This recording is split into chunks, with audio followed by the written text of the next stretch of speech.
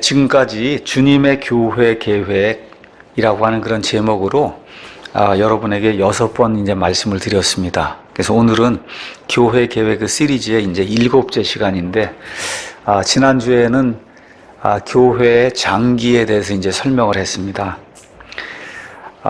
메가도 목사님의 그 책을 가서 보시면 그 앞부분에 한 100페이지 정도 저와 여러분이 잘 이해할 수 있는 그런 방법으로 그 목사님께서 책을 쓰셨어요. 그 책의 그 골자는 뭐냐? 사람을 해부해 놓은 거예요. 사람을 해부하면 사람의 이 모든 것을 유지하게 해주는 뼈대가 있고, 그 뼈대 안에 피가 흐르고 이렇게 이게 양분이 전달되고 하는 그런 장기, 내장이 있고, 그 다음에 일을 하는 근육이 있고, 그렇죠? 그 다음에 여기 머리가 있잖아요. 머리.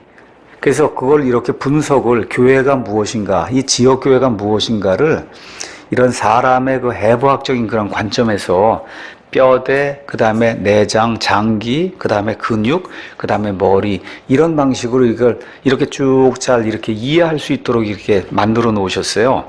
그래서 뼈대는 이 교회가 교회답게 이렇게 세워질 수 있는 뼈대는 뭐냐? 하나님을 두려워하는 게 있어야 된다는 겁니다. 교회 안에. 둘째, 성경을 절대적인 권위로 받아들여야 된다는 거. 이걸 통해서 건전한 교리가 있어야 된다는 거. 그 다음에 여기 모이는 그러한 그 성도님들이 저를 비롯해서 순결한 신앙 인격을 유지하려고 노력해야 된다는 거. 그 다음에 영적인 권위가 있어서 교회가 질서 있게 이렇게 유지가 돼야 된다는 거. 이런 것들이 이 사랑침례교회라는 어떤 그 지역교회를 이렇게 버티게 만들어주는 그와 같은 뼈대의 역할을 한다. 그 다음에 이제 장기, 내장이 있는데, 우리가 아시는 것처럼 뭐 심장도 있고 신장도 있고 폐도 있고 이게 장기가 있는데, 이 장기는 교회의 영적인 태도라는 거예요. 그래서 이것이 뼈대가 아무리 잘 서 있어도 이 영적인 태도, 교회의 어떠한 그런 생명이 되는 그런 요소가 없으면 그러면 율법주의로 그냥 끝나고 만다는 거죠. 참 정통이야 저 교회. 근데 가서 보니까 다 죽어 있다는 겁니다. 그러니까 교회에 생명이 넘치려면 장기가 올바로 작동을 해야 된다. 그래서 그 교회의 생명이 되는 필수 요소, 그 장기의 첫 번째가 순종이라고 이야기했습니다. 다시 말씀드려, 저와 여러분이 이런 뼈대를 가지고 올바른 교회, 생명력이 있는 그런 교회를 하기 위해서는 하나님의 말씀이라면 내가 순종해야 되겠다는 순종의 자세가 있어야 나머지 모든 것들이 이루어질 수 있다. 그 다음에 교회는 겸손한 사람들의 모임이 돼야 된다. 그러니까 이 안에 와서 내가 잘났다고 하고 자기를 자꾸 섬겨달라고 하고 이렇게 되면 교회가 생명력을 잃는다는 거예요.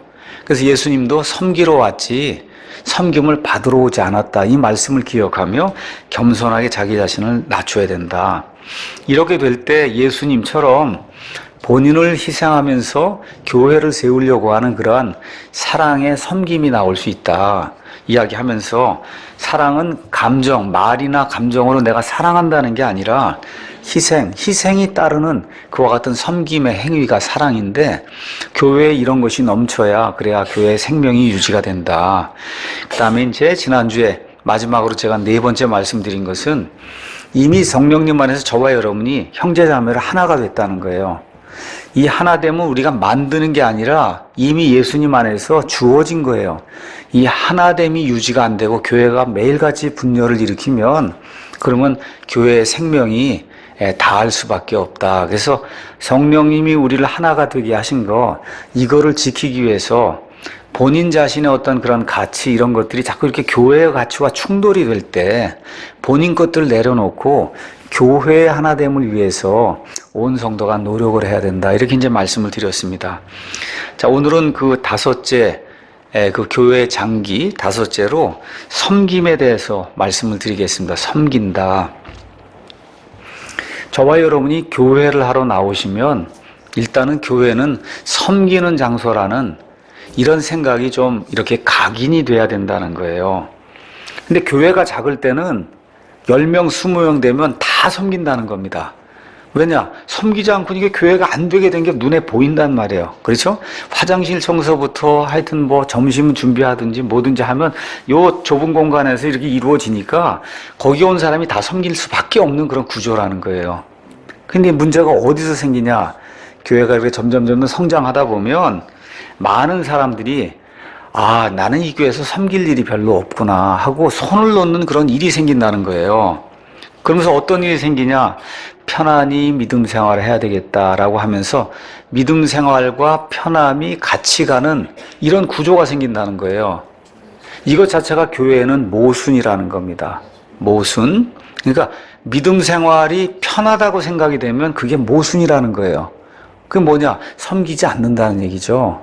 섬기는데 어떻게 계속해서 편함이 있을 수 있어요. 그렇게 되니까 교회가 커질 때 나타나는 그런 병폐 중에 하나가 뭐냐? 다른 사람들이 다 하니까 나는 가서 예배만 드리고 편안하게 하고 오면 된다는 그런 생각을 가진 사람들이 많이 늘어나게 된다는 거예요. 그래서 사도 바울이 고린도전서 우리 가서 한번 잠깐 볼까요? 고린도전서 4장 1절에 가서 보시면 바울이 사람이 마땅히 우리를 그리스도의 사역자요 하나님의 신비들을 맡은 청지기로 여길지어다 이렇게 이제 이야기를 하고 있습니다. 여기 나오는 사역자, 성경에서 여러분 사역자가 나오면 섬김을 받는 대상이 아니라 섬기는 그런 대상이 사역자입니다. 그래서 여기 나오는 이 사역자에 대해서 우리를 그리스도의 사역자다라고 이야기할 때 바울이 이야기한 그 그리스도의 사역자의 개념은 뭐냐? 예수님의 종들이 많은데 나는 그 종들 가운데 으뜸이 되는 자라는 거예요. 여러분, 훌륭히 대접을 받는 사람들 가운데 으뜸이 아니라 종들 가운데 으뜸이 되는 으뜸 종이란 그런 뜻입니다. 저는 이제 그리스말 이런 것은 별로 하지 않아요.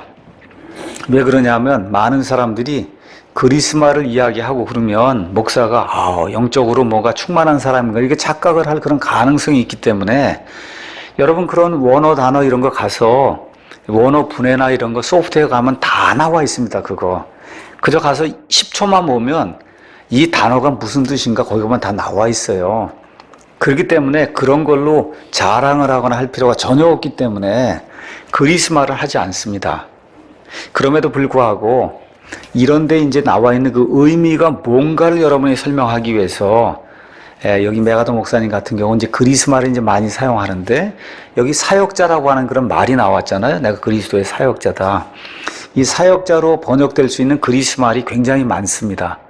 그 말 가운데 여기 나와 있는 그 사역자로 번역된 말은 어떤 말이냐? 여러분 예수님 살던 당시에는 노예선이 있었어요. 그 싸움을 하러 나가면은 그러면 저 맨 밑바닥에 노예들이 들어가서 저쪽하고 지금 싸움을 하고 노예는 그냥 하루 왼종일 노를 져야 되는 거예요. 그렇죠? 노를 짓는 그 배 밑창에 들어가서 노를 젓는 그 사람을 그리스말로 사역자라고 번역된 그 단어가 그렇게 이제 표현한 거예요. 그러니까 다시 말씀드려 밑바닥에 내려가서 노예가 내려가는 겁니다. 그 밑바닥에는 위에는 군인이 가서 싸우는 거고 또 배를 인도하는 이런 사람이 있고 키를 움직이는 사람이 있고 배 밑창에 들어가서 노예로 앉아갖고 하루 종일 하라는 대로 배 노만 짓는 그런 사람을 여기 사역자로 번역을 했다는 거예요. 그러니까 다시 말씀드려 성경이 이야기하는 그리스도의 사역자는 복종하는 그런 종이라는 거죠. 복종하는 종이다. 이것에 대한 이해가 없으면은 그러면 교회에서 같이 믿음 생활하고 교회를 성장시킬 수 있는 그런 일을 할 수가 없다는 겁니다. 자, 그래서 이 그리스도의 사역자의 조건이 여기 가서 보시면 고린도전서 4장 2절에 나오는데 또한 청지기들에게 요구되는 것은 신실한 사람으로 드러나는 거라는 겁니다. 여러분 신실함에 대해서는 제가 늘 그렇게 말씀드리죠. 아침에 일어나면 꼭 태양이 떠 있잖아요. 여러분 그거 의심하고 일어나는 사람이 있어요. 야, 오늘은 정말 해가 떴을까 안 떴을까 의심하는 사람 없죠. 매일 일어나면 해가 떠 있죠. 그게 신실함이라는 거예요. 이야기 안 해도 어떤 일을 하면 저 사람은 분명히 거기 있을 거예요. 오늘 섬기는 일에. 여러분 이해하시죠? 어떤 사람은 그 얘기 하나만 없을 거야. 여러분 벌써 머릿속에 교회에서 무슨 일을 하려고 하는데 A라고 하는 사람은 그 얘기 하나마나 그 사람 그 자리에 있을 거야 라고 생각이 드는 사람이 있고 암만 얘기해도 B는 그 자리에 절대 없을 거야 라고 생각되는 그런 사람이 있을 거예요. 여기 신실하다고 하는 얘기가 바로 저와 여러분이 아침에 일어날 때 태양이 뜰까 안 뜰까 걱정 안 해도 이미 태양이 떠 있지 않습니까? 그러니까 있어야 할 자리에 꼭 있어야 될 그 사람이 일을 감당하는 게 그게 신실함이다. 그러면 목사나 교회 리더들이나 뭘 일을 하자고 할 때 얼마나 쉽겠어요. 가서 간청하지 않아도 이미 교회가 해야 될 일입니다 해서 모두가 동의가 되면 그 자리에 그 사람은 와 있는 거예요. 참여하는 겁니다. 그렇죠? 이런 사람들이 성경이 이야기하는 그리스도의 사역자다. 이런 걸 이제 기억을 하시고, 그럼 교회의 그 사역자가 어떤 일을 해야 되느냐. 로마서 12장에 그 내용이 나와 있기 때문에 제가 여러분에게 로마서 12장 말씀을 가서 잠깐 이제 소개하도록 하겠습니다. 로마서 12장 가서 보니까 12장 4절에 이렇게 기록이 되어 있습니다. 우리가 한 몸에 많은 지체를 가지고 있되 모든 지체가 같은 직무를 가지고 있지는 아니하나니 이와 같이 우리도 여럿이지만 그리스도 안에서 한 몸이요 각 사람이 서로 지체니라. 여러분, 코가 하는 일, 귀가 하는 일, 입이 하는 일, 손이 하는 일 다 다르지 않습니까? 근데 이게 합쳐져야 하나의 인간이 역할을 하는 거죠. 맞죠? 그러니까 교회도 마찬가지라는 거예요. 코의 역할을 하는 사람, 입의 역할, 눈의 역할, 손톱의 역할, 하다못해 이 털의 역할을 하는 이런 사람도 있어야만, 그래야만 온전한 그런 인격체가 일을 하듯이 교회도 마찬가지다. 지금 성경이 그렇게 이제 이야기를 하면서 6절, 그런즉 우리에게 주신 은혜에 따라 우리가 서로 다른 선물들을 가지고 있으니 대언이면 우리가 믿음의 분량대로 대언하고, 여기 지금 나와 있는 대언은 지금 이 시대에는 설교하는 겁니다. 하나님의 말씀을 있는 그대로 대신 전달하는 설교를 하는 것이고, 그 다음에 혹은 사역이면 사역은 섬기는 일이에요. 우리의 사역한 일로 섬기며, 가르치는 자는 가르치는 일로 섬기고, 가르치는 일도 있고, 권면, 제대로 해라, 잘못됐으면 충고하고 하는 그런 권면하는 일도 있고, 주는 자, 주는 건 구제도 있고, 헌금하는 것도 다 주는 거잖아요. 주는 자는 단순함으로 내 거 자꾸 드러내지 말라는 거예요. 내가 주었으면 그리스도의 이름으로 준 거잖아요. 단순하게 하라는 거예요. 자기 이름 자꾸 드러내려고 하지 말고. 다스리는 자는 부지런함으로, 교회에 목사도 있고 집사도 있고 지역 인도자도 있고, 이거 교회를 이끌어 나가는 이 인도자들은 부지런하게 해야 된다는 겁니다. 부지런하게. 긍휼을 베푼 자는 즐거움으로 해라. 교회 안에도 어려움이 닥치는 그런 성도가 있고, 불쌍히 여겨야 할 그런 대상이 있고, 교회 밖에도 그런 사람들이 많이 있는데, 이런 사람들 긍휼을 베풀 때 우리가 즐거움으로 해야 된다. 이게 하나님의 사역 일이라는 겁니다. 그렇죠? 그런데 이런 가운데 다양하게 이런 모든 것들은 이제 섬기는 그런 일들이 이제 교회 안에서 이루어져야 되는데, 그 일을 하면서 저와 여러분이 착각하면 안 된다는 게 있어요. 착각하면 안 된다. 12장 3절을 우리 같이 한번 읽어보십시다. 로마서 12장 3절. 제가 같이 읽겠습니다. 내게 주신 은혜를 힘입어 너희 가운데 있는 각 사람에게 내가 말하노니, 각 사람은 자기가 마땅히 생각할 것보다 더 높이 자기에 대하여 생각하지 말고, 하나님께서 각 사람에게 믿음의 분량을 나누어 주신 대로 맑은 정신으로 마땅히 자기가 생각할 것 이상으로 자기를 높이면 섬김이 안 된다는 거예요. 여러분 이해하시겠죠? 섬김이 안 된다는 겁니다. 그러니까 맑은 정신을 가지고 판단을 잘해서 옳고 그른 것들을 분별하는 사람이 제대로 섬길 수 있다는 거예요. 그러니까 다 같이 제가 말씀드리지, 일의 양이 중요한 게 아니라는 겁니다. 어떤 사람이 일을 많이 했다, 이게 중요한 것이 아니라, 맑은 정신으로 이 일이 내 분량 밖의 일이 돼서 내가 칭찬을 받는 그런 일이 되면 일을 많이 한 것이 오히려 그 사람에게 마이너스가 된다는 거예요. 왜 그래요? 사람의 칭찬을 자꾸 구하거든요. 그러게 되면 어떻게 돼요? 교만하게 되는 거예요. 나 일 많이 했는데 넌 왜 일 조금 했어? 이런 방식으로 사람을 판단하는 그런 사람이 되기 때문에 착각하면 안 된다. 이런 착각이 주로 누구에게 많이 일어나겠어요? 일을 많이 하는 사람에게 일어나겠어요? 일을 적게 하는 사람에게 일어나겠어요? 그렇기 때문에 교회에서 일을 많이 하는 사람이 문제를 많이 일으키는 거예요. 그게 누구예요? 목사가 그 중에 대표고요. 목사가 그래도 뭐 일을 많이 한다고 하니 착각하는 경우가 많다, 그 얘기입니다. 그렇죠? 그 다음에 집사 형제들, 지역 인도자들, 그렇죠? 섬김이 많은 사람들일수록 이 착각, 현상에 빠질 가능성이 크기 때문에 뭐라 그랬어요? 맑은 정신으로 생각해야 된다는 거예요. 맑은 정신으로. 내가 할 수 없는 거면 내놔야 돼요. 내가 할 수 없는 걸 자꾸 해서 민폐를 끼치면 안 된다는 거죠. 잘할 수 있는 사람에게 내 것을 내어놔야 되는 거예요. 이게 너무 과하다고 이야기를 들면 그러면 안 해야 되는 거예요. 너무 과하다. 그럼 그거 과하다 하는 얘기를 어떻게 이렇게 보면 알잖아요. 분위기를 딱 보면 아 이게 내가 지금 과하다 안 과하다를 판단할 줄 아는 사람이 돼야 되는데 많은 경우 그게 안 되는 거예요. 그게 왜 그래? 맑은 정신이 없기 때문에 그런 거예요. 그러면 옆에 있는 사람이 이야기해주면 들어야 되는 거예요. 그러면 당신 너무 과하고 오버하고 있다 이 일에 그렇게 얘기하면 듣고 그만두면 그래도 좋은 사람이 그 사람은 그렇죠. 근데 듣고 난 다음에 너가 뭔데 내가 일 많이 하는데 그래 이렇게 나오면 어떻게 되냐 망하는 길로 계속 추락하는 거가 그 길뿐이 없는 거예요. 그 사람에게는. 우리 교회가 그렇게 되면 안 된다는 겁니다. 착각하면 안 된다. 나 자신을 자꾸 높이고 오버하고 과하게 일을 하고 내가 할 수 없는 일도 내가 한다 그러고 이런 방식으로 일이 내게 쏟아지게 만들고 그게 아니라고 누가 얘기하면 그 사람 미워하고 이런 방식으로 가면 본인도 망하고 교회도 기쁨이 없어요.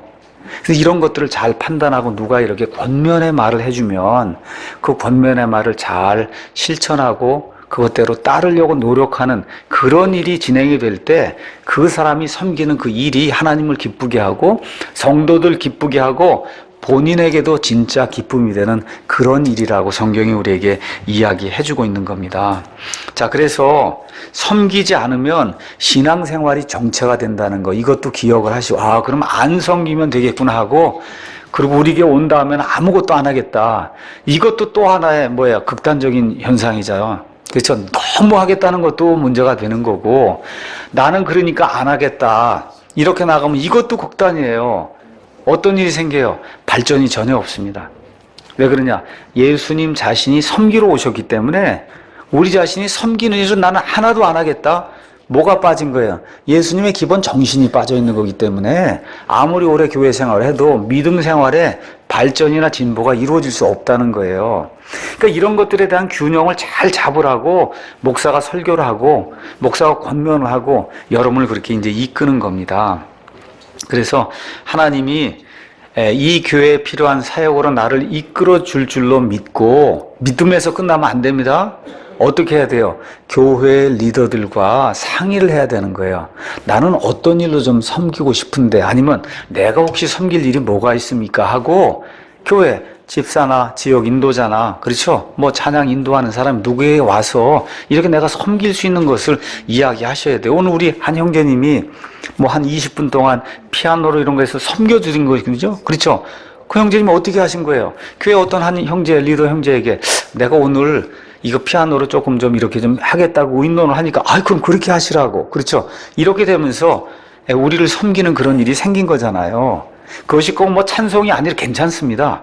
그렇죠? 하나님 우리에게 음악도 주시고 미술도 주시고 여러 가지 그런 예능 이런 걸 주셔서 사람 이런 걸 보고 기뻐할 수 있는 그런 걸 주셨기 때문에 꼭 교회에 오면 찬송만 그건 아니거든요. 그러니까 여러분께서 기억하셔야 될 건 내가 섬기지 않으면 내 신앙생활이 도태한다. 누구하고 의논해야 교회 리더들하고 의논해서 처음에 오자마자 교회 모든 형편을 잘 살피셔야 돼요. 그렇죠? 그래서 오늘도 두 가정인가가 이제 저 옆에서 이제 저와 이야기를 했습니다. 너무 고생을 20, 30년 동안 하신 거 얘기를 하시더라. 그래서 제가 앞으로 얼마 동안은 아무 일도 하지 마시고 그냥 교회에 와서 앉아서 좀 그동안에 고생 이런 거 했던 거 이거 다 내려놓으시고 어느 정도 시간이 이제 지나면은 그때부터 섬기는 일도 좀 시작을 하고 그렇게 하셔라. 제가 이렇게 말씀을 드렸어요. 근데 그 섬기는 일이 죽을 때까지 난 이제부터는 20년 고생했으니까 안 해. 이렇게 되면 안 된다는 거예요. 그렇죠? 그래서 섬기는 일 쪽으로 이렇게 나가시는 방향으로 이렇게 하셔야 됩니다. 자, 1970년대 미국에 가서 보시면 무디 성경학교라고 있어요. 그 무디가 세운 그런 성경학교, 이게 이제 발전하면서 한 달에 한 번씩 내는 무디 매거진이 있습니다. 그 무디 매거진. 그래서 좋은 교회, 좋은 목회 철학 이런 걸 이제 소개하는 가운데 1970년대 그 월간 무디 잡지에서 이 메가도 목사님이 이제 시무하는 그 교회에 대한 기사를 냈다는 거예요. 그 당시에 몇 명이 그 교회를 했냐? 900명 정도가 교회를 했다는 겁니다. 근데 거기 가서 보니까 그 무디 월간지에 기사가 이제 나올 때 제목이 있을 거 아니에요. 제목이 뭐냐? 900명의 사역자가 일하는 교회. 무슨 얘기인지 아시죠? 900명에 모여 있는데 목사만 사역자라고 한 게 아니라 900명의 사역자가 일하는 교회라고 하는 타이틀로 메가도 목사님의 이 섬기는 교회 그 모델을 이제 제시했다는 거예요. 다시 말씀드려, 거기 교회에는 목사만 섬기고 집사만 섬기는 게 아니라 거기 나오는 900명이 다 섬기는 자라는 거예요. 여러분 한번 사랑침례교회 우리 교회 사이트 한번 들어가 보셨어요? 사이트에 가셔서 교회 소개 메뉴에 가서 보시면 거기 가서 딱 누르면 섬기시는 분들하고 나옵니다. 섬기시는 분들. 거기 가서 한번 눌러보시면 우리 교회 섬기시는 분들이 나와요. 누가 나와요? 우리 교회 모든 성도가 다 나온 사진이 나와요. 여러분, 저만 섬기는 게 아니라 우리 교회 모든 성도. 그래서 거기 갔으면 그림이 2개가 있어요, 사진이. 처음에 송내 8년 전에 할 때 20-30명 이렇게 모이고 할 때 이 모든 사람이 우리 교회 사역자다, 섬긴다 해서 거기다 올려놨고, 아마 3년쯤 지나서 우리가 아마 수양회를 갔는데 한 200명쯤 모였나 봐요. 그 모든 사람 사진 찍어 놓고는 제가 이분들이 다 우리 교회 섬기는 사람이다 하고 제가 거기다 올려놨습니다. 그러니까 이게 제가 무슨 메가도 목사님을 쫓아서 한 것도 아니고 결국 가서 보니까 똑같은 거예요, 그게. 목사도 그렇게 생각을 하고 메가도 목사도 지금 그렇게 생각을 하고 이러면서 우리 모두가 섬기는 거지 목사나 아니면 지역 인도자나 집사만 섬기는 그런 교회가 아니다. 이렇게 하다 보니 지금 아마 메가도 목사님 교회는 10,000명, 15,000명 아마 이렇게 모이고 아마 등록교인으로 따지면 한 20,000명 이렇게 되면 미국에서는 가장 큰 교회 중에 하나거든요. 그 많은 이 성도들이 교회에 문의를 많이 한다는 거예요. 혹시 병문안 갈 때 있냐? 내가 오늘은 시간이 나니까 내가 가서 병문안 가겠다. 그렇죠?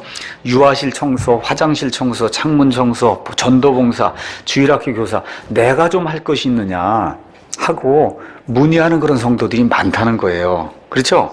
우리 교회도 마찬가지예요. 옥상에서 점심시간에 아이들 관리해야 됩니다. 아침에 주차 봉사해 주세요.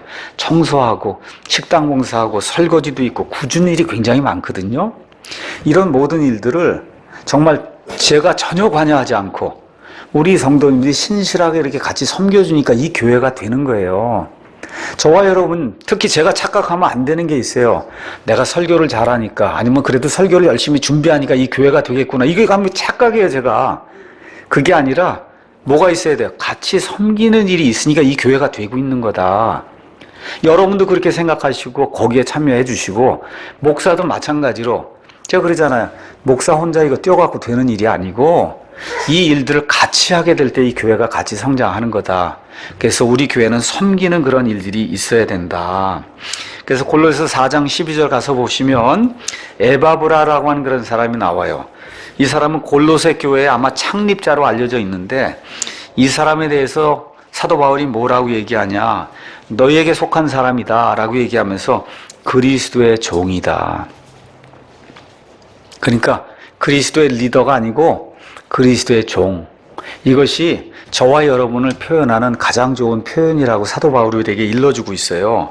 그래서 빌립보서 2장 25절 30절에는 에바브로디도라고 하는 이름이 비슷한 사람이 또 하나 나옵니다. 바울과 교회를 위해서 얼마나 열심히 일하고 자기 자신을 내놓았는지 죽을 병에 걸렸다는 거예요. 죽을 병에. 그 정도로 섬겼는데 하나님께서 그를 살려주셨다. 사도 바울이 얘기를 하면서 이러한 자들을 존귀하게 여겨라 하는 그런 내용이 나오는 겁니다. 그래서 우리 교회에서는 누가 리더가 되고 누가 존귀하게 되냐? 섬기는 사람들이 되는 거예요. 그 섬기는 건 목사의 눈에도 드러나고 여러분이 보기에도 벌써 아, 저 사람은 부인과 함께 가족들과 함께 정말 순수하게 섬기는구나. 이렇게 드러나는 사람이 우리 교회 리더로 다 선택이 되는 겁니다. 그래서 이런 것들을 기억하면서 교회의 그러한 그 내장, 장기 중에 하나가 섬기는 것. 이게 있어야만 교회가 생명력을 갖는다. 그 다음에 이제 메가도 목사님이 이야기한 것 중에 하나가 기쁨을 이야기했습니다. 기쁨. 제가 다 이야기하지 않습니다. 기쁨. 기쁨은 뭘 이야기하는 거냐. 예수님과의 관계 때문에 겉으로 드러나는 어떤 그런 감정, 속으로 표현되는 그런 감정이라는 거예요. 기쁨 좋은 거잖아요. 기쁜 거. 그렇죠? 교회에 들어오면 어떤 교회가 있냐? 교회가 너무 진지함이 지나쳐서 우울한 교회가 있다는 거예요. 하여튼 교회에 들어오면 어두컴컴하고 우울해요. 알겠죠? 너무 진지하다 보니까 이러면 안 된다는 거예요. 여러분 그런 교회 저 원치도 않습니다. 아니, 교회가 갔더니 침울해요. 어찌나 경건함을 강조하고 하는지 교회가 침울하면 그럼 안 되는 거예요. 여러분 생각해보세요. 교회 왔더니 그냥 어두컴컴하고 침울하고 음악도 다운돼 있고 다 이렇게 되면 그 교회 여러분 다닐 수 있겠어요? 아니잖아요. 그걸 그렇게 착각하는 사람들이 많다는 거야. 엄숙하게 하고 뭘 거룩한 걸 강조하다 보니까 교회가 침울한 교회가 되면 안 된다는 거죠. 뭐가 있어야 돼? 이 안에 발랄함과 기쁨과, 그렇죠? 이 안에서 넘쳐나는 그런 활기가 있는 그런 교회로 외부 사람 여기 딱 들어와 봐도 야 정말 여기 기쁨이 넘치는구나, 즐겁구나, 이게 나타나야지. 찬송을 불러도 매일 다운되는 그런 찬송만 부르면 그 곤란하지 않겠습니까? 그렇죠? 근데 성경이 얘기하는 기쁨, 조이라고 하는 건 뭐냐? 해피니스하고 달라요. 해피니스는 해피는 해픈이라는 데서 나온 거. 영어 단어 해픈. 그렇죠? 뭐가 이렇게 발생되는 거에 따라서, 그거에 따라서 좋을 때도 있고 나쁠 때도 있고 뭐 이런 거 이야기하면서 그게 해피니스고, 조이는 상황과 상관없이 항상 기쁜 거예요. 그러니까 여러분이 어떻게 생각하시면 되냐? 사도행전 16장에 가서 보시면 바울과 실라가 감옥에 갇혔는데도 기뻐서 노래하고 찬양하는 것이 나오죠. 이게 기쁨이라는 거죠. 이러한 기쁨이 넘치는 교회가 될 수 있도록 저와 여러분이 노력을 해야 된다는 거예요. 우리 아이들한테 침울한 교회 여러분, 교회만 오면 다운이 돼. 난 교회만 오면 이러면 곤란하지 않겠어요? 교회 오니까 음악도, 그렇죠? 여기 노래하는 모든 것도, 찬송가도, 그래, 이런 모든 것들이 사람을 기쁘게 하고 하나님을 기쁘게 하고 사람을 살리는 쪽으로 이게 모든 게 진행이 돼야, 그래야 세상에서 다운됐다가도 와서 다시 힘을 얻고 나가서 다시 이렇게 하고 또 다시 하고 이렇게 충전이 되는 이런 교회를 만들기 위해서 저와 여러분이 노력해야 이 교회의 생명이 넘칠 수 있다는 거예요. 그래서 로마서 14장 17절 가서 보니까 하나님의 왕국은 의와 화평과 기쁨이다. 기쁨이 배제되면 그 교회는 생명이 없습니다. 이런 것들을 이제 기억을 하시면서 지나치게 내향적인 사람이 늘 우울하게 살아갈 그런 가능성이 굉장히 높거든요. 그래서 토조 목사님 이야기한 것처럼 우리 그리스도인은 이 세상에서 가장 비관적인 사람이에요. 어떨 때 내 자신을 보면 너무 소망이 없어요. 야, 이렇게 악할 수가 있나. 그렇죠?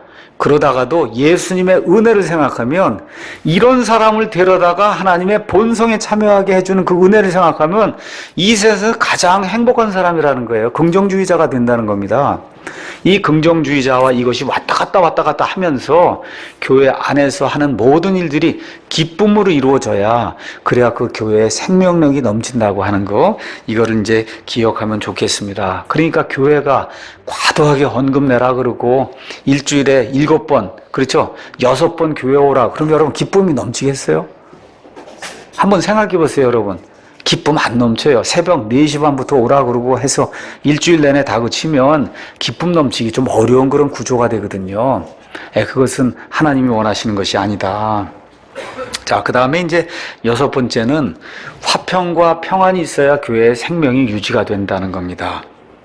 그래서 고린도전서 7장 15절 가서 보니까 부부 사이에도 싸움이 있은 이후에는 화평해야 된다. 왜? 하나님이 우리를 화평에 이르도록 정하셨다는 거예요. 그러니까 교회 안에 계속해서 분열이 생기면 여러분 그 교회 유지가 되겠어요? 안 된다는 겁니다. 그러니까 아무리 좋은 일이 많아도 계속해서 교회 안에 분열이 생긴다. 그 교회는 오래 못 간다는 거죠. 왜냐? 생명력이 끊어질 수밖에 없다는 거예요. 그래서 요한복음 14장 27절에도 우리 예수님께서 십자가에 달려 죽기 전에 우리에게 뭐라고 말씀하시냐? 내가 너희에게 내 평안을 너희에게 남긴다. 이 평안은 세상이 주는 평안과 다르다. 평안이 넘쳐야 된다는 거예요, 교회 안에. 그렇죠? 그 다음에 빌립보서 4장 6절에서 7절도 아무것도 염려하지 말고 하나님께 모든 걸 내어놓으면 사람의 이해를 뛰어넘는 하나님의 평강이 너희 마음과 생각을 지키신다는 거예요. 그러니까 교회 안에 영어 단어로는 피스입니다. 똑같은 피스인데 화평, 평안, 그 다음에 평강이 넘쳐야지. 교회만 가면 싸워. 이러면 곤란한 거 아니에요? 교회만 가면 싸워. 교회만 가면 부부가 싸우고 오고, 부모 자식 간에 싸우고 오고, 교회 가면 리더들끼리 싸우고, 이 교회는 교회가 지속이 될 수, 생명이 지속이 될 수 없어요. 그래서 영어식으로 이제 표현하면 마태복음 5장 9절에 가서 보면, 그러면 피스메이커가 돼야 된다. 영어로 그렇게 기록이 돼서 화평케 하는 자가 돼야 된다. 근데 이게 왜 이런 말씀을 하나님이 주시냐? 사람의 본성은 싸우는 게 원래 사람이라는 거예요. 다툼하는 게. 그렇기 때문에 예수님을 믿으면 어떻게 하든지 평안을 유지하는 쪽으로 중재하고, 평안을 유지하는 쪽으로 모든 일을 진행하는 그런 일을 맡아야, 그래야 교회의 생명이 유지가 될 수 있다. 자, 그런데 화평하게 지내려고 양심과 믿음을 내버리면 안 되는 겁니다. 여러분 이해하시겠죠? 누가 뭐라고 이야기해요. 이게 이렇게 이야기하게 될 때, 이게 내 양심과 그 다음에 믿음을 저버리고 타협하는 거면, 그럴 때 피스메이킹을 하면 안 되는 거예요. 안 되는 겁니다. 과거 한 20년 동안 제가 지금까지 하던 그런 일, 이런 거 보면 이제 성경 사역을 하잖아요. 제가 가능한 한 제 자신의 일은 사역이라고 표현 안 하려고 그럽니다. 그냥 성경을 출판하고 하는 그런 일을 제가 이제 하고 있습니다. 이거 하는 가운데 대적하는 사람들이 나타나요.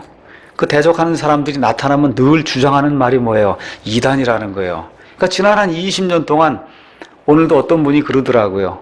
목사님 찾아보니까 이단이라고 많이 나와 있더라고. 지난 20년 동안 그렇게 일을 해왔습니다. 이렇게 하면서도 어떤 사람이, 이 한국에서는 가장 무서운 말이 이제 이단 정죄예요. 이단. 누가 이단이다 그러면 교회 가기 어려운 게 사실이에요. 그러다 보니까 많은 경우에 본인과 많이 다르거나 또 본인이 수세에 물리면, 그럼 그 교회나 단체가 그 반대편 된 사람을 이단으로 정죄하는 그런 일이 이제 한국에 이제 생기게 되고, 또 어떤 사람이 그 사람을 이단이라고 하는 그런 일이 생기게 됩니다. 이게 뭐라 그럴까? 한국 사람들의 그 정서와도 상관이 있고, 나라가 워낙 작다 보니까 네이버 하나로 모든 게 다 끝나는 거예요. 네이버 하나로 이단 됐다가 네이버 하나로 가장 훌륭한 뭐가 됐다가 네이버 하나로 끝나는 거예요. 우리나라는. 미국이란 나라는 워낙 넓잖아요. 그렇죠? 누가 여기서 망망대도 아는 사람이 거의 없어요. 이게. 근데 우리나라는 하여튼 하룻밤만 지나고 나면 네이버에 다 뜨는 이런 현상이 돼서, 그것만 치면 모든 사람에 대한 이게 신상털이가 이루어지고 이런 방식으로 진행이 되다 보니까, 그러다 보니까 한국 교회에는 특별히 이단 정죄라고 하는 게 이제 많아요. 이단이라고 하는 건 성경에 가서 보시면 원래 이단 파당이라고 돼 있어요. 이단 파당. 다시 말씀드려, 이렇게 어떠한 믿음을 가진 그런 단체를 영어로 헤럿이라고 이렇게 표현한 거예요. 헤럿이 이렇게 표현한 거예요. 한 믿음을 가진 어떤 집단, 아니면 개인이 자기의 믿음과는 다른 어떤 집단이나 개인이 옳지 않다고 지적하면, 그럼 그게 이단 정죄가 되는 거예요. 이단 정죄. 많은 경우 중세 가톨릭 교회에서 성경대로 믿겠다고 한 그런 성경 신자들 정죄한 죄목이 뭐예요? 이단이라는 거거든요. 뭐하고 다르기 때문에, 로마 가톨릭 교회하고 다르기 때문에 이 사람들 이단이라고 한 게 그게 이단 정죄입니다. 자, 그러면 이런 걸 피하기 위해서 양심과 믿음을 버려야 되겠느냐? 그거 한번 저와 여러분이 생각해 보셔야 돼요. 그래서 이번 주에도 제가 깊이 이런 걸 생각할 그런 기회가 있었습니다. 내가 정말 이단 정죄를 피하기 위해서 지난 20년 동안 이러고 살았는데, 이단 정죄를 피하기 위해서 내 양심과 믿음을 저버려야 되겠냐? 결론이 뭐예요? 그냥 점잖게 이단 정죄를 받겠다. 누가 그렇게 하면 왜 그래요? 30년, 40년 지나면 저나 그 사람이 다 죽거든요. 그렇죠? 그럼 누구 앞에 서야 돼요? 하나님 앞에 설 거 아닙니까? 그때 가면 시시비비가 다 가려질 그런 일이기 때문에, 사람이나 어떤 단체가 우리 교회나 어떤 킹제임 성경이나 이런 걸 놓고 이단이라고 한다. 이렇게 돼서 수가 적어서 몰려서 그렇게 됐다. 그거 어떡하겠어요? 그냥 점잖게 받고 넘어가는 거예요. 아마 한국에서 만일에 정말 그렇게 돼서 점잖게 받고 넘어가면 그것도 하나의 기록 세우는 겁니다. 그렇잖아요. 누가 이단 정죄하는데 점잖게 받고 넘어가요? 그렇지 않습니까? 그래서 이런 것들 이렇게 이제 보면서 양심과 그 다음에 이 믿음에 위배되는 일까지 하면서 화평을 유지하는 거, 그게 바로 타협이에요. 그래서 그런 일은 할 수 없다. 그럼에도 불구하고 교회는 그런 일이 아닌 한은 자기의 것을 내려놓고 교회의 화평을 유지하기 위해서 노력을 해야, 그래야 그 교회의 생명이 넘친다는 겁니다. 일곱째는 절제가 있어야 된다는 거예요. 교회에 생명력이 넘치려면 절제가 있어야 된다. 절제의 원래 의미는 뭐냐 하면 죄를 멀리하고 옳은 일만 하는 게 그게 절제입니다. 어떤 분들이 그래요. 아유, 목사님은 어떻게 그 많은 일들을 하시냐. 제가 뭐라고 얘기해요? 저는 사람에게 누구나 다 24시간이 주어집니다. 그 안에 해야 될 일과 안 해야 될 일을 구분해서 그냥 저는 해야 될 일만 한다는 겁니다. 해야 될 일. 그것만 하니까 똑같은 24시간에 이 값어치 있는 일이라고 판단되는 그 일만 하는 거예요, 저는. 그러니까 어떻게 남들보다 많이 일을 하게 되는 겁니다. 그러니까 값어치 있는 것 중심으로 일하면 그 사람이 절제가 있는 사람이에요. 절제. 고린도전서 9장 24절에서 27절에 사도 바울이 얘기하는 내용이 뭐냐. 어떤 사람이 우승하려고 애쓰면 절제한다는 거예요. 여러분, 마라톤 뛰려면 그럼 체중을 유지해야 되잖아요. 여러분, 레슬링 나가서 어느 급에 들어가서 하려면 먹고 싶은 걸 참고 그 체중을 유지해야만 그 급에 가서 우승을 할 수 있는 거잖아요. 그 먹는 걸 참지 못해갖고 그 윗급으로 가면 거기 강한 사람이 있는데 어떻게 우승을 합니까? 안 되죠. 권투도 마찬가지고. 그렇잖아요. 이 세상 삶에서도 우승을 하려면 자제를 해야 된다는 거예요. 절제를 해야 되는데 하나님의 일에서는 그건 말할 것도 없다는 거죠. 그러니까 저의 삶은 무척 단조로워요. 무척 단조로워요. 주중에 엿새는 학교 가서 일합니다. 그중에 닷새는 학교 가서 일을 하면서 내 관련된 그런 일을 하고 주로 토요일 날은 하루 종일 설교 말씀 준비하고 그 다음에 오후에 진행될 거 준비하고 이런 거 다 하다 보면 저녁 6시쯤 돼서 제가 나옵니다. 이렇게 해서 제가 있는 빌딩이 우리 이제 인하대학교 가면은 2호관인데 2호관에 동서남북이 있어요. 그 제가 있는 빌딩은 이북호관이에요. 그래서 옆에 있는 교수들이 이북호관의 수호신이다. 저를 그렇게 이야기해요. 맨날 나오니까 맨날. 주일날만 빼고는 가면 있어요, 이 사람은. 주일날만 빼면은 가고 맨날 나와요. 휴일이고 뭐고 특별한 일이 없는 한은 매일 나오니까, 그렇게 이야기를 해요. 삶이 다른 주말은 교회 와서 있는 거고, 그렇죠? 동창회 여러분 제가 가겠어요? 가겠어요? 한 번도 안 가죠. 왜 그래요? 값어치가 없는 거거든요. 그것까지 다 쫓아다니면 제가 어떻게 이거 목회하고 무슨 출판 일도 하고 그 다음에 교수 생활하고 연구하고 뭐 이런 일 하겠어요. 그런 모든 일은 다 내려놓고 가족관계도 어머니라든지 해서 이렇게 필요한 거 요거 빼고는 다행히 저희 집엔 친척이 없습니다. 그래서 뭐 찾아다닐 일도 없고 하지만 어찌됐든 모든 것을 삼가지 않으면 나머지 일을 할 수가 없는 거예요. 어떻게 다 참석해요? 가장 가치 있는 일에만 몰두하는 겁니다. 그러니까 절제는 몰입을 뜻하는 거예요. 여러분 요새 몰입해야 성공한다. 몰입해야 공부 잘할 수 있다 얘기 들어보셨죠? 절제는 몰입을 뜻하는 거예요. 그러니까 우리 교회도 큰 것에 집중을 해야 되는 겁니다. 이러한 사소한 이런 것까지 다 못해요. 우리 교회가 잘할 수 있는 큰 일에 모든 건 다 자제하고 안 하고 우리가 잘할 수 있는 그 일에 온 교인들이 몰두해서 그 일을 밀고 나갈 때 그 교회에 생명력이 있는 거예요.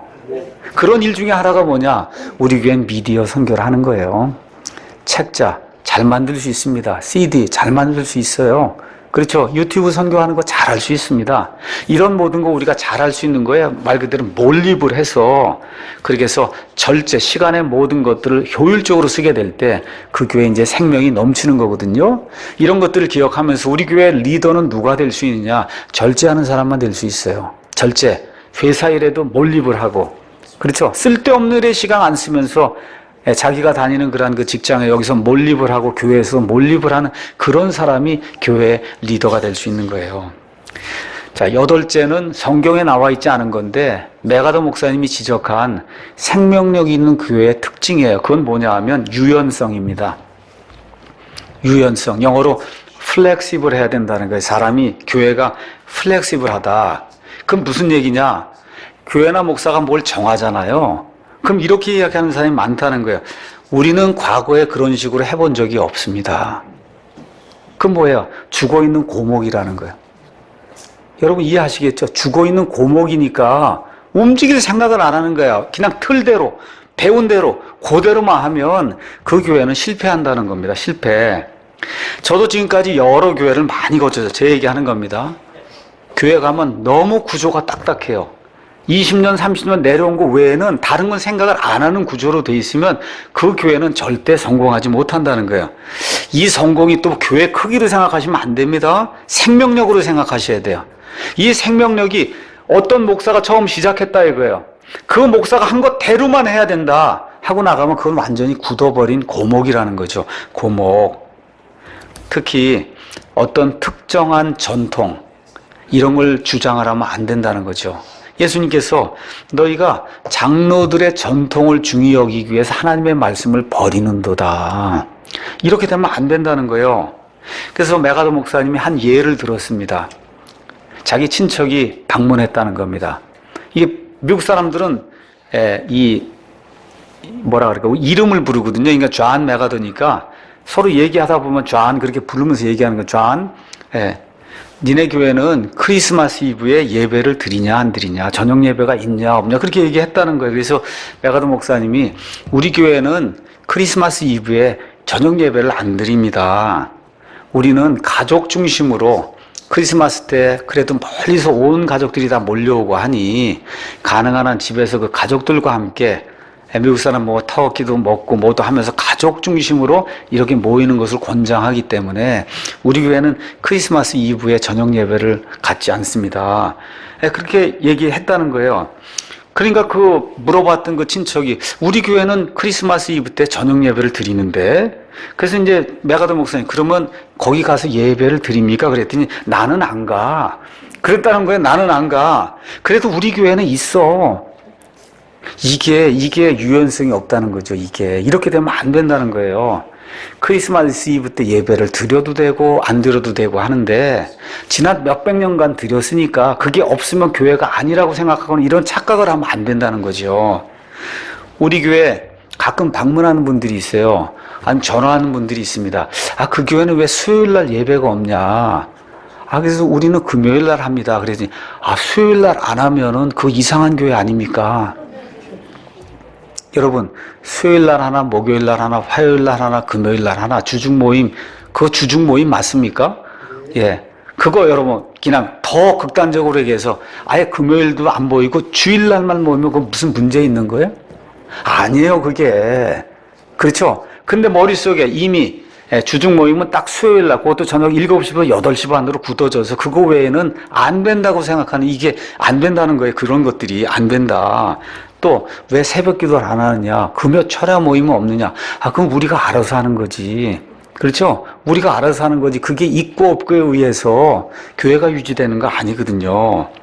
메가더 교회 목사님에게 이렇게 묻는 분들이 있대요. 방문을 하고는 그 교회가 그렇게 10,000명, 20,000명이 모이는데 그 조직표를 하나 보내달라. 그런다는 거예요. 이걸 얼마나 조직을 잘해서 이렇게 움직이는가 그걸 보고 싶다는 겁니다. 그러면 메가더 목사님 편지를 보낸다는 거. 우리 교회는 조직표가 없습니다. 왜 그러냐? 늘 바뀝니다. 여러분 늘 바뀐다는 거 왜 그래요? 사람이 오는 것에 따라 이런 모든 것들은 변할 수가 있어야지. 그걸 딱 고정을 해서 이 틀로다가 사람을 이렇게 얽어매면 교회가 안 된다는 겁니다. 사랑침례교회도 그런 일이 상당히 많이 발생합니다. 이번 주만 해도 제가 금요일에는 예배 없습니다. 모임 없습니다 하고 문자 보내드렸죠? 그 뭐예요? 그건 유연성이에요. 그렇죠? 보니까 갑자기 공휴일로 지정이 된 거예요. 그래서 4일 연휴가 됐으면 사람마다 지금 가족들끼리 어떻게 할까 이런 생각을 하고 있는 거 아닙니까? 그렇죠? 이럴 때 어떻게 해요? 이번 주에는 4일 동안 이렇게 돼서 공휴일이 이렇게 연속이 되니 가족들과 잘 지키시고 금요 모임 없다. 이게 뭐예요? 이건 유연성을 발휘하는 거예요. 유연성. 그렇죠? 예를 들어 제가 어느 날은 갑자기 월요일 날이고 다음 주에는 서울의 생태공원에 너무 아름다운 꽃이 있어서 주일날 오후에 걸으러 갑니다 하고 문자를 보내죠. 그렇죠. 이게 목사는 그냥 뭘 맘대로 하나. 맘대로 하는 그게 유연성이에요. 그게 우리 교회 특징이에요. 어느 날 이렇게 중고등부 초등부 이렇게 다 해서 하는데 그날 아침에 뭐라고 광고를 해요? 이 교사들이 다 준비해서 내려가서 하려는데 오늘은 오후에 다 같이 들으면 좋겠다. 그렇죠? 다 같이 들으면 좋겠다 하고 여기다 앉으라고 그래요, 오후에. 그렇죠? 이건 뭐야? 그 유연성이에요. 왜 그러냐? 이날 이걸 들어야 될 그런 사람들이 있고 우리 아이들이 그래야 되기 때문에 그날은 앉으라고 제가 말씀드린 거야. 목사님 다 준비해 왔는데 그거 다음 주에 하면 되잖아요. 목사도 그런 날이 많아요. 다음 주에 해야 될 것이. 이런 것들을 유연성으로 판단 안 하고 목사가 마음대로 해야 한다. 이런 방식으로 하면 곤란하다는 거지. 그런 게 전혀 아니라 이런 것들이 누구에게 어떤 것이 유익이 될까를 판단하고 시시각각으로 그렇죠. 교리를 버리는 거 아니죠. 진리를 버리는 거 아니죠. 믿음을 버리는 게 아니지만 모든 교회 모든 성도들에게 유익이 될 거면 얼마든지 바꿔서 하려고 하는 그런 마음이 있어야 그 교회가 생명력을 가진 그런 교회라고 이야기할 수 있다는 겁니다. 사도행전 16장에 가서 보시면 사도 바울의 2차 선교 여행이 나와요. 바울이 이제 안디옥을 떠나서 소아시아 터키 지방을 다 다니면서 여기에만 나와서 말씀을 전해야 되겠다. 그렇게 마음에 굳게 작정을 했는데 어떤 일이 생겨요? 성령님이 마케도니아로 넘어가라. 그렇죠? 유럽으로 가라는 거예요. 어떻게 해요? 바울이 알겠습니다 하고 유럽으로 가면서 말 그대로 유럽이 선교가 되면서 어떻게 유럽을 통해서 우리 아메리카, 미국을 통해서 이쪽으로 돌면서 한 바퀴 복음이 도는 그런 일이 그 2차 선교 여행을 통해서 우리에게까지 전달이 된 거잖아요. 바울이 빳빳하게 아닙니다. 저는 소아시아 사람으로 그저 소아시아만 고집하겠습니다. 그거 안 된다는 거예요. 그렇죠? 우리가 미디어 선교 사역을 해요. 이것이 아닐 때가 있습니다. 그럼 어떻게 해요? 그럼 그때 바꾸면 되는 거예요. 그렇죠? 그렇게 이제 진행을 하는 겁니다. 자, 어떤 분이 이런 이야기를 해요. 이제 메가도 교회 이제 예입니다. 예를 들어 프랑스에 선교를 가야 되겠다. 프랑스는 다 천주교 국가다 보니 그래서 미국 사람인데 프랑스 말을 배워서 내가 천주교 국가인 프랑스에 가서 선교를 해야 되겠다고 열심히 공부를 하고 이제 했다는 거예요. 근데 맨 마지막에 가게 된 것은 프랑스가 아니라 캐나다의 몬트리올을 가게 됐다는 거예요. 여러분 몬트리올도 어떻게 거의 100% 불란서 말을 쓰는 그런 도시입니다. 그러면 나는 프랑스에 가기로 했으니까 무조건 프랑스 100% 그렇게 할 필요 없다는 거예요. 기회가 캐나다의 몬트리올에 열리면 거기도 거의 100% 프랑스 말만 쓰는 데잖아요. 거기 가서 해도 똑같은 일 하는 거잖아요. 그렇죠? 그게 유연성을 저와 여러분이 보여야 된다는 거예요. 건축 플링도 마찬가지입니다. 교회를 건축하는 것도 마찬가지예요. 제가 말씀드리죠. 되면 할 거고 안 하면 부지 팔고 안 하면 되는 거거든요. 그렇죠? 그게 유연성의 문제예요. 꼭 해야 되는 거 아닙니다, 그게. 제가 이런 설문조사나 여러분들의 의견을 조합해 봤더니 지금 구성원들이 다 멀리 살아서 1, 2부 예배는 안 된다는 거예요. 그러니까 1, 2부는 안 하는 겁니다. 그렇죠? 근데 뭐 혹시 예배당을 건축하고 거기 갔더니 그 근처 사람들이 많이 나와요. 근데 예배당이 뭐 2,000석이고 졌는데 모자라서 이제 또 어떻게 해야 되겠다. 그러면 어떻게 1, 2부 예배 하겠다고 얘기하면 목사가 옛날엔 1, 2부 안 한다 그러더니 이제 이렇게 나오면 안 된다는 거예요. 여러분 이해하시겠죠? 그 구성원이 어떻게 되느냐에 따라 1, 2부 할 수도 있는 거고 그 구성원이 어떻게 되느냐에 따라 체육관 빌려서 할 수도 있는 거고 이런 모든 것들은 유연성의 문제지 이런 걸 가지고 목사가 옛날에 이랬는데 이랬다고 두말한다고 이렇게 나오면 안 된다는 거예요. 제가 미리 말씀드리는 거예요. 왜 그러냐? 혹시 나중에 5,000명 교회가 될까 봐. 뭐 그런 일은 제가 지금 기대도 하지 않지만 제가 한 예를 드린 겁니다.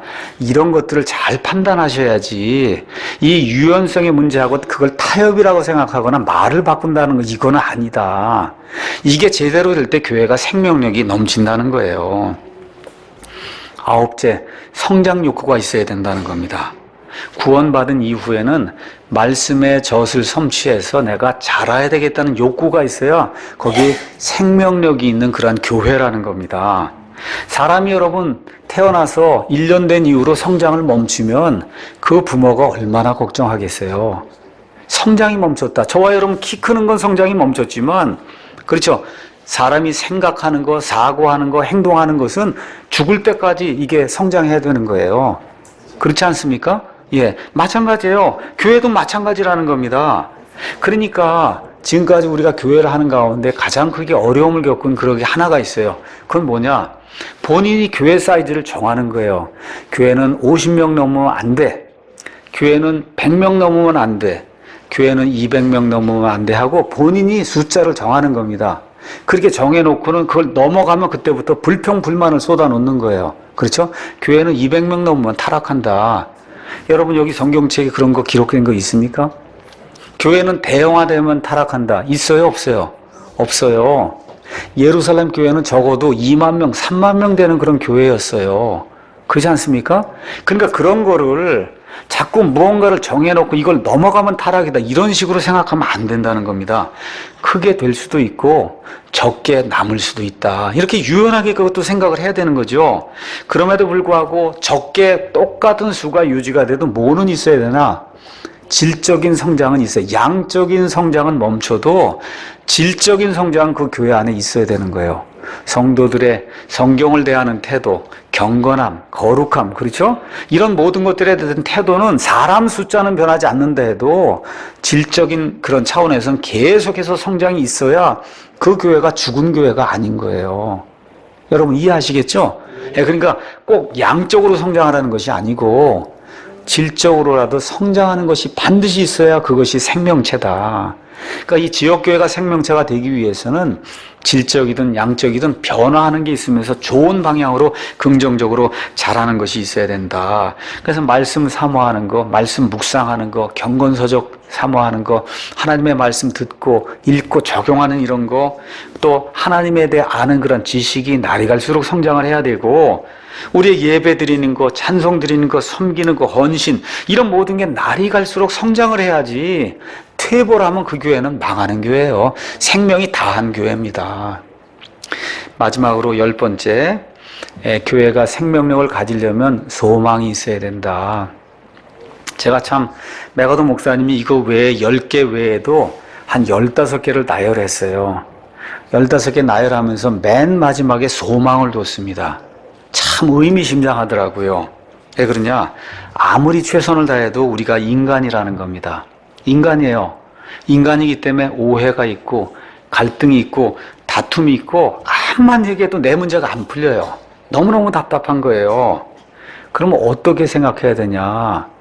어떻게?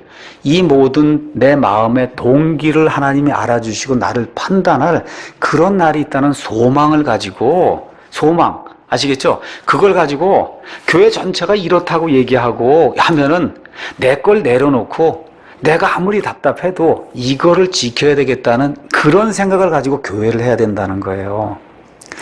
여러분 솔로몬이 왕이 됐을 때 두 여인이 찾아오는 그 기사 읽으셨죠? 둘이 다 아기를 낳습니다. 한 여인이 자기 아기를 눌러갖고 그 아기가 죽었어요. 그래서 옆에 자고 있던 그 여인의 아기를 데려다가 내 아기라고 하니 둘이 싸움이 붙었습니다. 그렇죠? 그렇게 돼서 솔로몬 왕에게 이걸 재판해 주십시오. 근데 솔로몬이 본 것도 아니고 이걸 어떻게 재판하겠나? 온 세상 사람들이 지금 보고 있는 거예요. 저 사람이 왕 노릇을 제대로 하겠나 안 하겠나?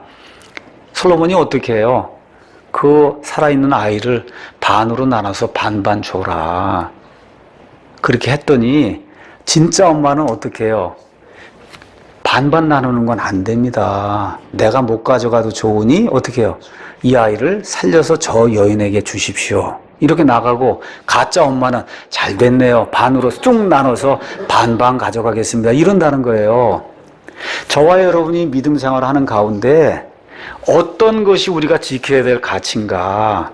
내 아이를 지키는 게 더 큰 가치지 그걸 반으로 나눠서 공평하게 나누는 게 그게 우리의 가치가 아니잖아요. 여러분 이해하시겠죠? 교회의 화평과 교회가 하나가 돼서 전체로 나가는 이런 구조 속에서 저도 마찬가지예요. 20년 동안 이런 일을 하는 가운데 얼마나 답답한 일이 있었겠습니까? 처음에는 인간적으로 노력을 많이 하는 거, 저 사람 저기 왜 이래? 그리고 인간적으로 노력을 많이 해도 안 풀리는 경우가 너무 많이 있어요. 그 경우에는 어떻게 하나? 소망을 기다리며 하나님이 내 마음의 동기를 아시고 하니 이 모든 것은 더 이상은 제가 할 수가 없습니다. 큰 일을 위해서 제 모든 것은 내려놓겠습니다 하고 그냥 기다리는 겁니다. 오해가 있고 이렇게 돼도 그걸 기다리는 가운데 지금 20년이 지나는 가운데 성경도 많이 확산이 되고 또 이렇게 교회도 하게 되고 그렇죠? 이런 모든 일들이 진행이 된 거거든요. 그러니까 메가더 목사님이 교회에 생명력이 있다고 하는 거는 그런 의미로서 소망을 가지고 내 답답한 그런 심정, 그거 한 번 얘기해도 안 되는 거를 교인들에게 다 돌아다니면서 내가 너무 답답합니다. 이 목사가 여기 가서 얘기하면 여러분 믿음 생활 하겠어요? 목사가 만나는 사람마다 제가 이렇게 답답한 이렇게 얘기하면 여러분 지긋지긋해서 이 교회 못 오실 거 아니에요. 그렇잖아요? 근데 그게 아니라 목사가 그냥 떠안고 아이고 제가 뭐 그렇게 됐습니다. 이 이야기 이제 그만합시다 하고 그걸 다 접어놓고 앞으로 나가는 그런 일을 하고 그건 하나님이 알아서 판단해 주시겠지. 이렇게 하고 나가야 교회가 되지. 과거의 나의 답답한 사정이랑 만나는 사람마다 그 얘기를 해놓으면 어떤 형제가 저를 그렇게 불편하게 했습니다 하고 제가 맨날 그 형제 얘기만 하면 과거에 10년, 20년 전 이 얘기만 하면 그 교회가 되겠어요? 안 되잖아요. 그렇죠? 과거에 끝난 일, 내가 답답한 그런 일, 이런 일들은 내려놓고, 그렇죠?